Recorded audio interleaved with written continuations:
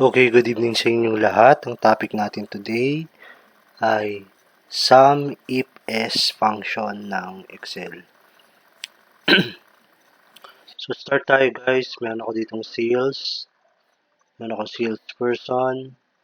Meron akong formula. And meron tayong ditong result. So, start tayo sa result. So, guys, type nyo lang equal sign. Tapos, type nyo SumIFs. Open parenthesis. Ang first parameter is yung sum range. Ito yun. Then, comma. Sunod guys, select nyo lang yung criteria range 1. Ito rin yun. Okay. Then, comma. Ngayon, lalabas dito yung criteria 1. So, ilagay lang natin lahat ng sales na less than or equal to 1,000. Ibig sabihin guys, sa range ng sales, kukunin niya lang lahat ng below or equal to 1,000. Then, comma. Sunod dito, criteria range 2. Select nyo lang itong salesperson. Then, comma ulit. Then, gusto ko lang makita lahat ng sales ni Adam or Adam. So, nyo lang, Adam. Then, close quotation mark. Then, guys, close parenthesis. Then, enter.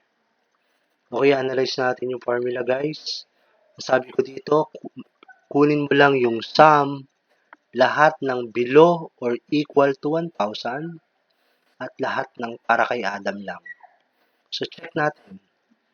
Less than or equal to 1,000, which is true, true, and true. Kaya ito lang yung tinotal niya. And lahat lang din ng kay Adam.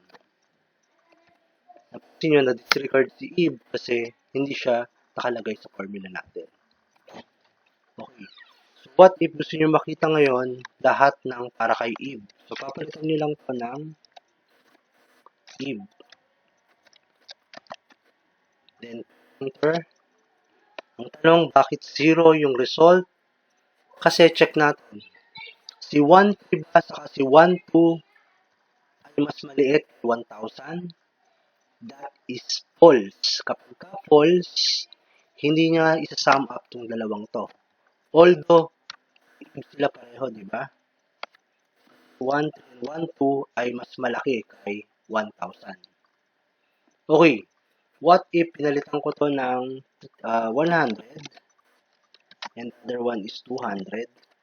So, doon lang siya ngayon kukuha ng sum kasi pumasok siya sa criteria na below 1,000 at lahat ng kay Eve. Okay?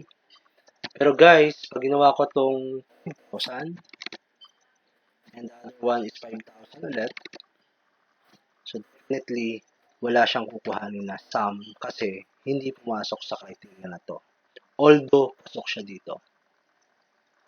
Nakuha po. So, ilalagay ko siya, for example, 1,000. Balik.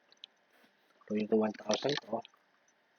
So, ang mangyayari ngayon, ito total niya yung para kay Eve. Kasi pumasok siya sa criteria na to. Okay, ganun lang guys, ginagamit yung SumIFs function. Thank you for watching. Ingat tayo palagi. Bye-bye!